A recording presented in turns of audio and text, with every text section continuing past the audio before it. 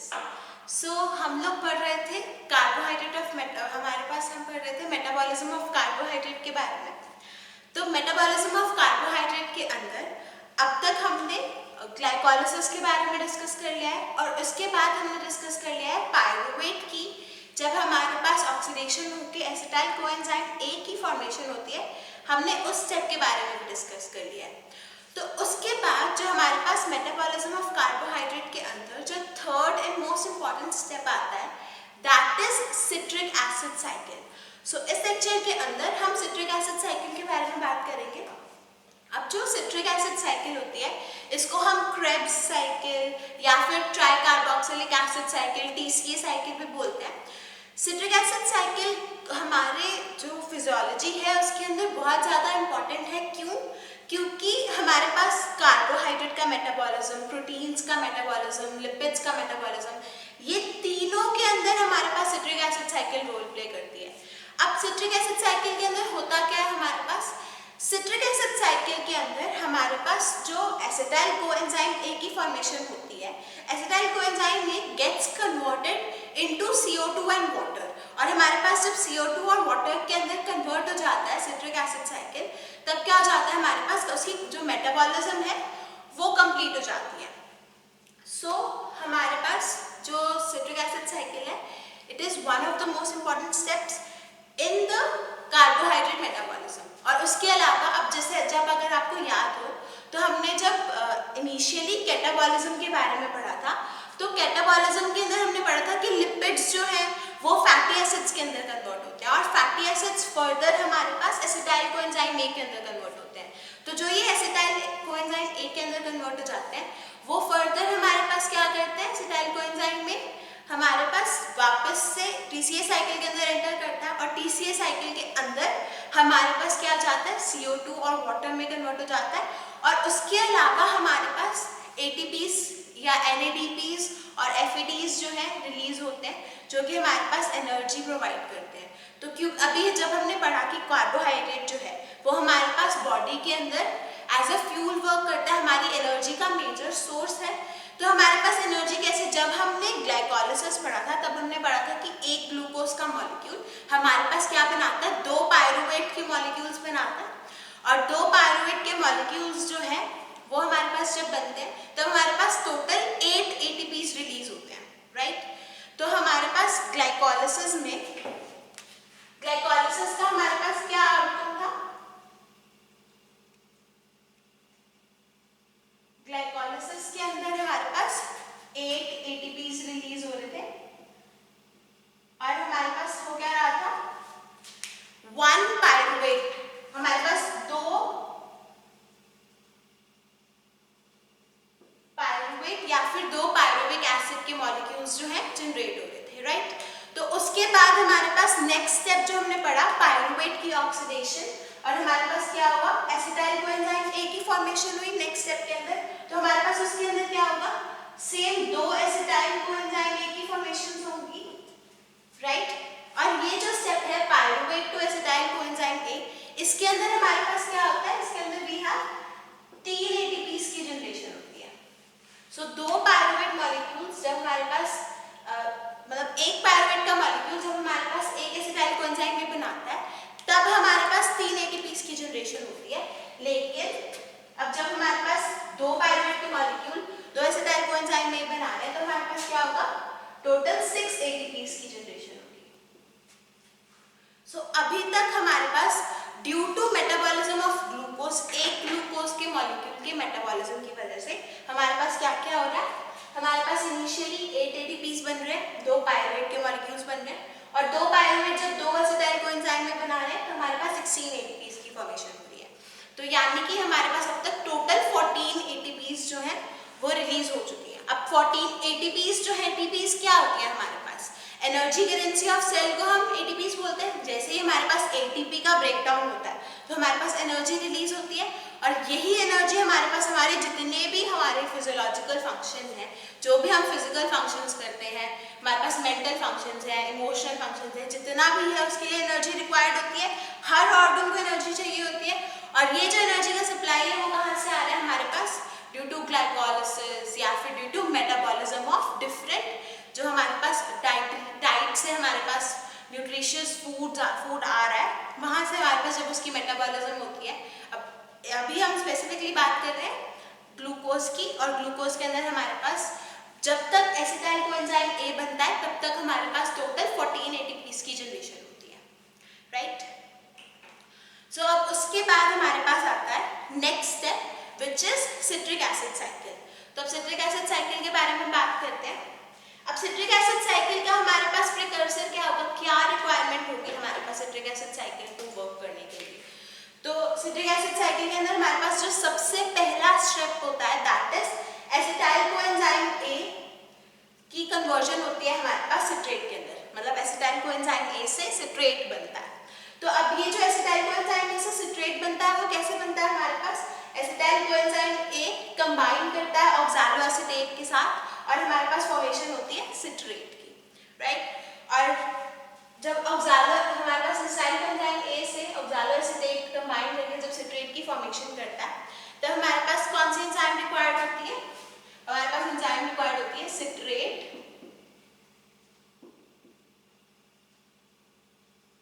Synthetase. सो acetyl coenzyme ए जब oxalo acetate के साथ कंबाइन करता है तब हमारे पास क्या होता है, सिट्रेट सिंथेटेज की हेल्प से सिट्रेट की फॉर्मेशन हो जाती है। और इस स्टेप के अंदर हमारे पास कोएंजाइम ए एसएच जो है वो हमारे पास रिलीज हो जाता है, यानी कि एसीटेट जो एसिटाइल कोएंजाइम ए है वो ऑक्सैलो एसीटेट के साथ जब कंबाइन करेगा तब रिएक्शन के अंदर जो ये कोएंजाइम ए है वो हमारे पास रिमूव हो जाएगा और हमारे पास एसिटाइल और ऑक्सैलो एसीटेट मिलके सिट्रेट बना लेंगे with the help of citrate synthetase enzyme. अब उसके बाद हमारे पास क्या, ये बेसिकली एक हमारे पास कंडेंसेशन रिएक्शन होती है। कंडेंसेशन क्या रिएक्शन होती है, हमारे पास जॉइनिंग हो जाती है दो मॉलिक्यूल्स की, वो रिएक्ट करता है और आपस में हमारे पास एक मॉलिक्यूल की सिंथेसिस हो जाती है। अब उसके बाद हमारे पास नेक्स्ट जो हमारे पास स्टेप है that is formation of isocitrate from citrate. अब आइसोसिट्रेट की जनरेशन हो रही है सिट्रेट से, तो इस ये जो है ये हमारे पास 2 स्टेप प्रोसेस होता है। इसके अंदर बेसिकली होता क्या है, हमारे पास पहले सिट्रेट जो है वो एकोनिटेट में कन्वर्ट होता है। अब एकोनिटेट जो है वो हमारे पास आइसोसिट्रेट के अंदर कन्वर्ट होता है। तो सिट्रेट से आइसोसिट्रेट की फॉर्मेशन के लिए हमारे पास एकोनिटेज एंजाइम की रिक्वायरमेंट होती है।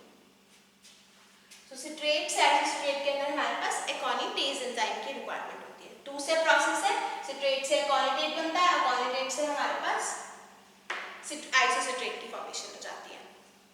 और इस स्टेप के अंदर हमारे पास वाटर की मूवमेंट होती है। फर्स्ट स्टेप के अंदर सिट्रेट से एकोनिटेट जब बनता है हमारे पास वाटर रिक्वायर्ड होता है, उसके बाद में हमारे पास वाटर रिलीज हो जाता है। अब नेक्स्ट है हमारे पास आइसोसिट्रेट से ऑक्सैलो सक्सिनेट की फॉर्मेशन। अब आइसोसिट्रेट से जब ऑक्सैलो सक्सिनेट की फॉर्मेशन होती है तो हमारे पास ये होती है dehydrogenation reaction. So basically what happens is isocitrate के अंदर डिहाइड्रोजनेशन रिएक्शन होती है और हमारे पास फॉर्मेशन हो जाती है ऑक्सैलो सक्सिनेट की। अब ये जो डिहाइड्रोजनेज रिएक्शन है हमारे पास, इसके अंदर क्या होता है, हमारे पास एक एक NADH प्रोड्यूस होता है, NAD पॉजिटिव, और हमारे पास यहाँ पे फॉर्मेशन होती है NADH प्लस H पॉजिटिव। अब ये जो हमारे पास NADH प्लस H पॉजिटिव है ये हमारे पास क्या करता है, इलेक्ट्रॉन ट्रांसपोर्ट चेन के अंदर एंटर करता है। इलेक्ट्रॉन ट्रांसपोर्ट चेन के अंदर जब एंटर करता है तब ये फॉर्मेशन करता है हमारे पास 3 ATPs की। तो यहाँ पे हमारे पास हो क्या है, 3 ATPs की जनरेशन हो रही है। और आइसोसिट्रेट से ऑक्सैलो सक्सिनेट जब हमारे पास बनता है तो the enzyme that is required is isocitrate dehydrogenase. Isocitrate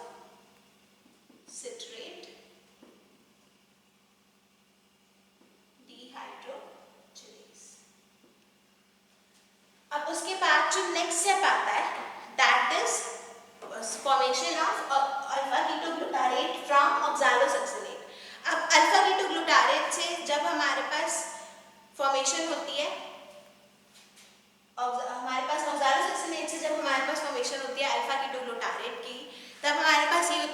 decarboxylation reaction, और इसके अंदर भी हमारे पास सेम एंजाइम रिक्वायर्ड होती है, आइसोसिट्रेट डिहाइड्रोजनेज।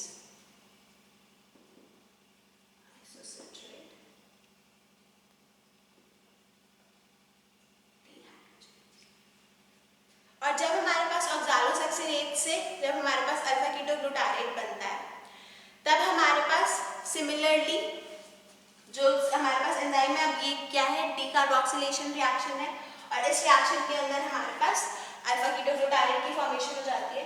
अब one of the most important steps जो हमारे पास सिट्रिक एसिड साइकिल के अंदर आता है, दैट इज अल्फा कीटोग्लूटारेट से सक्सिनाइल कोएंजाइम ए की हमारे पास फॉर्मेशन। अब जब सक्सिनाइल कोएंजाइम ए की फॉर्मेशन होती है, फर्स्ट ऑफ ऑल तो सक्सिनाइल कोएंजाइम ए हमारे पास प्रिकर्सर होता है बहुत सारे, हमारे पास जो फर्दर मॉलिक्यूल्स होते हैं, जैसे कोलेस्ट्रॉल है, हमारे पास फर्दर मॉलिक्यूल्स की जनरेशन के लिए कोलेस्ट्रॉल हमारे पास सक्सिनाइल कोएंजाइम में रिक्वायर्ड होता है। तो हमारे पास जो एनाबॉलिज्म का प्रोसेस है, जब हमने कहा था कि एनाबॉलिज्म और कैटाबॉलिज्म हमारे पास साइमल्टेनियसली वर्क करते हैं, मतलब हमारे पास जब किसी भी मॉलिक्यूल का कैटाबॉलिज्म होता है, ब्रेकडाउन होता है, और हमारे पास स्मॉलर और सिंपलर मॉलिक्यूल्स आते हैं, तो ये जो स्मॉलर और सिंपलर मॉलिक्यूल्स आते हैं, ये हमारे पास क्या हो जाते हैं, फर्दर हमें अलग साइकिल्स के अंदर for the formation of different जो हमारे बॉडी के अंदर प्रोटीन्स होते हैं, या फिर हमारी बॉडी के अंदर कोलेस्ट्रॉल है, हमारी बॉडी के अंदर जितनी भी फिजियोलॉजिकल मॉलिक्यूल्स हमारे पास की जनरेशन होती है, वो भी हमारे पास इन्हीं सिंपलर मॉलिक्यूल्स से होती है। और ये जो हमारे पास फॉर्मेशन है अल्फा कीटोग्लूटारेट से सक्सिनाइल कोएंजाइम ए की, इसके अंदर हमारे पास बहुत सारे फैक्टर्स रिक्वायर्ड होते हैं, जैसे कि मैग्नीशियम रिक्वायर्ड होता है, उसके अलावा हमारे पास थायरॉक्सिन पायरोफॉस्फेट रिक्वायर्ड होता है, लिपोइड रिक्वायर्ड होता है, एनएडी रिक्वायर्ड होता है, एफएडी रिक्वायर्ड होता है, उसके अलावा कोएंजाइम ए रिक्वायर्ड होता है, तभी हमारे पास फॉर्मेशन हो पाती है सक्सिनाइल कोएंजाइम ए की। और जब हमारे पास सक्सिनाइल कोएंजाइम ए की फॉर्मेशन के लिए जो हमारे पास ये एंजाइम रिक्वायर्ड होती है for this reaction from alpha ketoglutarate, जब हमारे पास फॉर्मेशन होती है सक्सिनाइल कोएंजाइम ए की, तब हमारे पास अल्फा कीटोग्लूटारेट डिहाइड्रोजनेज एंजाइम की रिक्वायरमेंट होती है। So the enzyme that is required for this step is alpha ketoglutarate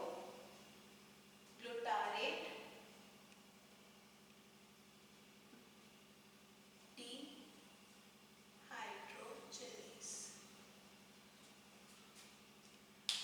और उसके अलावा हमारे पास इस रिएक्शन के लिए coenzyme A, magnesium, FAD, NAD की रिक्वायरमेंट होती है, ताकि ये रिएक्शन जो है वो हमारे पास प्रोसीड हो सके। अब उसके बाद हमारे पास जो नेक्स्ट स्टेप है, that is succinyl coenzyme A से सक्सिनेट की फॉर्मेशन, और सक्सिनाइल कोएंजाइम ए से जब हमारे पास सक्सिनेट की फॉर्मेशन होती है, तब हमारे पास एंजाइम रिक्वायर्ड होती है सक्सिनेट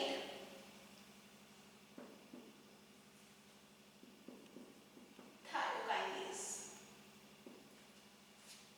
अब उसके बाद सक्सिनेट से जब हमारे पास फ्यूमेरेट की फॉर्मेशन होती है, तब हमारे पास रिक्वायरमेंट होती है succinate dehydrogenase enzyme.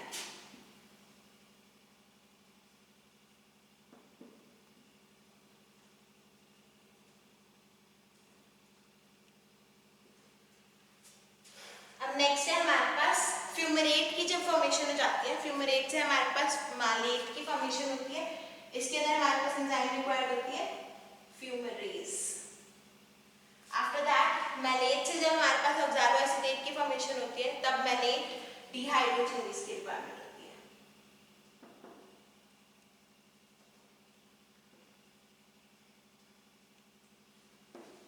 So this is all about citric acid. अब हमारे पास क्या हो रहा है, अल्टीमेटली मैलेट से हमारे पास फॉर्मेशन हो रही है ऑक्सालो एसिटेट की।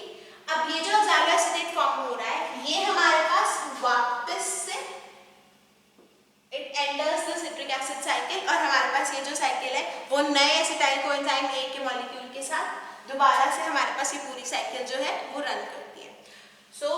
हमारे पास जो ऑक्सालो एसिटेट की जनरेशन है वो हमारे पास साइकिल के अंदर दोबारा से हो जाती है, और उसके अलावा जो ये अल्फा कीटोग्लूटारेट से सक्सिनाइल कोएंजाइम ए का स्टेप है, जो इसके अंदर हमारे पास होती है CO2 का रिलीज। जो हमने पढ़ा था कि एसिटाइल कोएंजाइम ए जो है वो हमारे पास वाटर और CO2 के अंदर कन्वर्ट होकर हमारे पास मेटाबोलाइज हो जाता है, तो जो CO2 का रिलीज होता है वो हमारे पास होता है अल्फा कीटोग्लूटारेट से। जब सक्सिनाइल कोएंजाइम ए की फॉर्मेशन होती है, तब हमारे पास क्या हो जाता है, CO2 रिलीज हो जाता है। और उसके अलावा वाटर का जो हमारे पास रिलीज है, वाटर हमारे पास इस पूरी साइकिल के अंदर रिक्वायर्ड होता है. इट हेल्प्स इन द, हमारे पास डिफरेंट स्टेप्स के अंदर हमारे पास वाटर रिक्वायर्ड होता है. तो हमारे पास वाटर का रिलीज और एक्सचेंज जो है बेसिकली वो that goes on in the cycle. अब उसके अलावा अगर हम एनर्जेटिक्स की बात करें कि हमारे पास कितने एटीपीज या एनएडीपीज प्रोड्यूस हो रहे हैं, तो सबसे पहले हमारे पास हमने बात करी थी कि आइसोसिट्रेट से जब हमारे पास ऑक्सालोसक्सिनेट बनता है तब हमारे पास एक NADH मॉलिक्यूल बनता है. अब ये जो NADH बनता है ये हमारे पास क्या होता है, 3 ATPs की फॉर्मेशन करता है. अब ऐसे ही नेक्स्ट स्टेप के अंदर जो ऑक्सालोसक्सिनेट से 3 कीटो ग्लूटारेट की फॉर्मेशन होती है उसके अंदर भी हमारे पास NADH की फॉर्मेशन होती है. और NADH की जो हमारे पास फॉर्मेशन होती है अब वो हमारे पास इलेक्ट्रॉन ट्रांसपोर्ट चेन के अंदर एंटर करता है और हमारे पास 3 ATPs की फॉर्मेशन हो जाती है.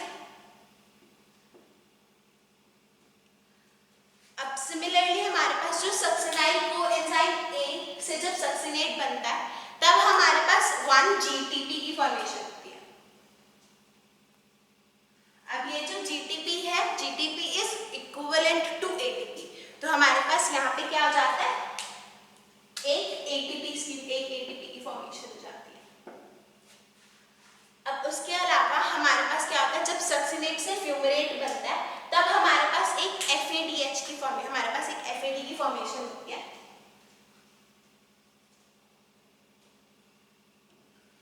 FADH की फॉर्मेशन, FADH2 की फॉर्मेशन होती है. और ये जो FADH2 की फॉर्मेशन होती है, FADH2 is equivalent to 2 ATPs.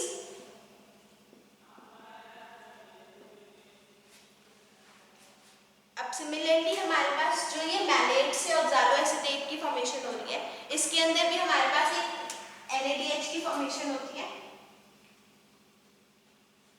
और 1 NADH is equals to 3 ATPs. सो हमारे पास टोटल ATPs कितने प्रोड्यूस हो रहे हैं in the citric acid cycle. अगर सिर्फ और सिर्फ सिट्रिक एसिड साइकिल की बात करें तो हमारे पास आइसोसिट्रेट से ऑक्सालोसक्सिनेट में 3 ATPs की फॉर्मेशन हो रही है. नेक्स्ट ऑक्सालोसक्सिनेट से अल्फा कीटोग्लूटारेट में 3 ATPs की फॉर्मेशन हो रही है. That makes the total two 6. After that 1 ATP is formed between succinyl coenzyme A to succinate 7. Then succinate to fumarate हमारे पास 2 ATPs की फॉर्मेशन हो रही है 9. और उसके बाद हमारे पास मैलेट से ऑक्सालोएसिटेट की फॉर्मेशन के अंदर हमारे पास 3 ATPs की फॉर्मेशन हो रही है. तो एक सिट्रिक एसिड साइकिल के अंदर हमारे पास टोटल ATPs जो प्रोड्यूस हो रही है दैट इज 12 ATPs. अब ये जो 12 ATPs हमारे पास फॉर्मेशन हो रही है ये हमारे पास किसके केस में हो रही है, जब हमारे पास एक acetyl coenzyme A citric acid cycle के अंदर एंटर करके हमारे पास CO2 के अंदर कन्वर्ट हो रहा है तब हमारे पास क्या हो रहा है, फॉर्मेशन हो रही है 12 ATPs की. लेकिन हमने पढ़ा था कि ड्यूरिंग ग्लाइकोलाइसिस हमारे पास 2 पायरुवेट की फॉर्मेशन होती है और 2 पायरुवेट्स हमारे पास 2 एसिटाइल कोएंजाइम A की फॉर्मेशन होगी. तो बेसिकली जो ये सिट्रिक एसिड साइकिल है एक ग्लूकोज के मॉलिक्यूल के लिए 2 बार ही रन करेगी, राइट. तो इसका मतलब है हमारे पास जो टोटल ATPs प्रोड्यूस होंगी एक ग्लूकोज के मॉलिक्यूल से that will be 24 ATPs, right.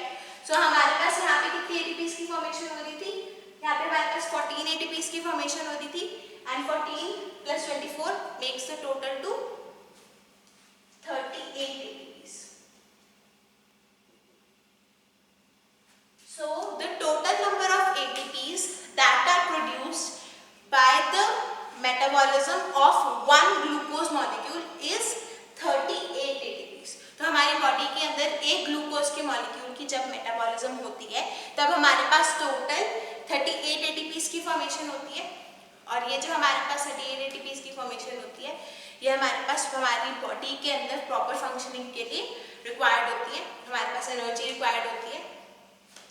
सो अब कुछ बुक्स के अंदर हमारे पास ये जो नंबर है यहाँ पे 36 ATPs लिखा हुआ होता है. सो वो हमारे पास हल्की सी कंफ्यूजन है कि जैसे हमने माना कि जो एक FADH2 है वो हमारे पास 2 ATPs के इक्वल है और एक NADH जो है वो हमारे पास 3 ATPs के इक्वल है. तो कुछ बुक्स के अंदर हमारे पास लिखा हुआ होता है कि NADH जो है वो 1.5 ATPs के इक्वल है, या फिर हमारे पास FADH जो है वो हमारे पास 2.5 ATPs के इक्वल है। तो ड्यू टू दैट हमारे पास हमारे पास वेरिएशन आती है।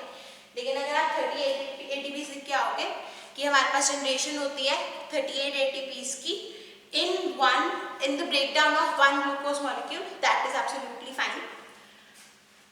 So यहाँ पे आपकी सिट्रिक एसिड साइकिल जो है वो फिनिश होती है। सिट्रिक एसिड साइकिल के बाद हमारे पास एक इम्पॉर्टेंट एस्पेक्ट आता है कि सिट्रिक एसिड साइकिल का सिग्निफिकेंस क्या है, हमारे पास सिट्रिक एसिड साइकिल क्यों इम्पॉर्टेंट है। तो इसका फर्स्ट पॉइंट हम डिस्कस कर चुके हैं कि कार्बोहाइड्रेट, लिपिड्स और जो हमारे पास प्रोटीन्स हैं ये सारे हमारे पास एसिटाइल कोएंजाइम ए के अंदर कन्वर्ट हो जाते हैं, और एसिटाइल ए के अंदर कन्वर्ट होने के बाद सिट्रिक एसिड साइकिल के अंदर एंटर करते हैं, और हमारे पास एनर्जी कार्बन डाइऑक्साइड का और वाटर का रिलीज होता है, राइट। अब सेकंड जो हमारे पास सिग्निफिकेंस है एसिटाइल को हमारे पास जो सिट्रिक एसिड साइकिल है वो ये है कि सिट्रिक एसिड साइकिल के अंदर हमारे पास जो हमने ये पढ़े रिएक्शंस की हमारे पास आइसोसिट्रेट टू ऑक्सालोसक्सिनेट आइसोसिट्रेट डीहाइड्रोजनेज की वजह से हो रहा है, या फिर हमारे पास यहाँ पे मैलेट से ऑक्सालोएसिटेट मैलेट डीहाइड्रोजनेज से हो रहा है। तो इसका क्या मतलब है, हमारे पास डीहाइड्रोजनेज एंजाइम का क्या मतलब है कि हमारे पास हाइड्रोजन का रिमूवल हो रहा है, राइट। तो hydrogen electron citric acid cycle के अंदर हमारे पास हाइड्रोजन इलेक्ट्रॉन्स जो बेसिकली हमारे पास जो ये रिड्यूसिंग इक्विवेलेंस है उनकी जनरेशन होती है, और ये रिड्यूसिंग इक्विवेलेंस जिनकी जनरेशन हो रही है वो हमारे पास रिस्पॉन्सिबल होते हैं जो हमारी रेस्पिरेटरी चेन रिएक्शंस हैं, रेस्पिरेटरी सिस्टम के अंदर हमारे पास जो रिएक्शंस होती हैं उसको हमारे पास कंट्रोल करने के लिए, उसको हमारे पास प्रोसीड करवाने के लिए रिड्यूसिंग इक्विवेलेंस की हमारे पास इंपॉर्टेंस है, जिसकी वजह से रिड्यूसिंग इक्विवेलेंस का जो प्रेजेंस है दैट इज रिक्वायर्ड, और हमारे पास जो रिड्यूसिंग इक्विवेलेंस है वो सिट्रिक एसिड साइकिल हमारे पास सप्लाई करता है। उसके अलावा हमारे पास जो सिट्रिक एसिड साइकिल की एंजाइम्स हैं वो भी इंपॉर्टेंट है, क्योंकि ये जो सारी एंजाइम है ये हमारे पास माइटोकॉन्ड्रियल मेम्ब्रेन के सरफेस के ऊपर प्रेजेंट होती है,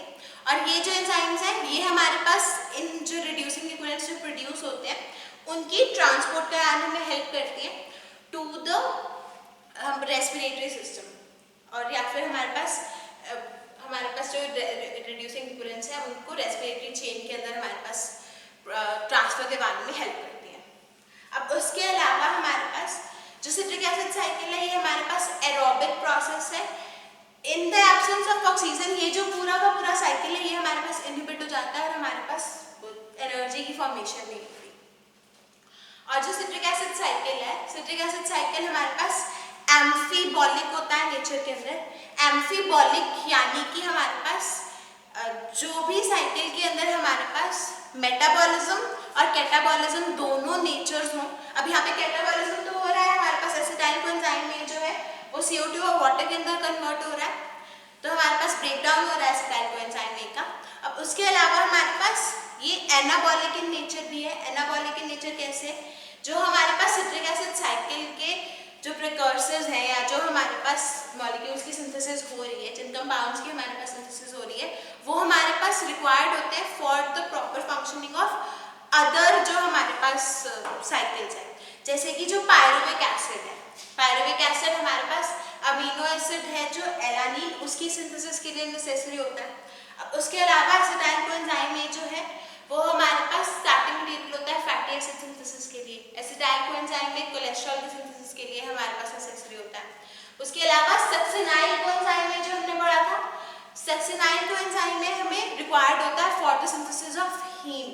तो हीम के सिंथेसिस के अंदर जो हीमोग्लोबिन के अंदर हीम प्रोटीन होता है उसकी सिंथेसिस के लिए सक्सिनाइल कोएंजाइम में रिक्वायर्ड होता है।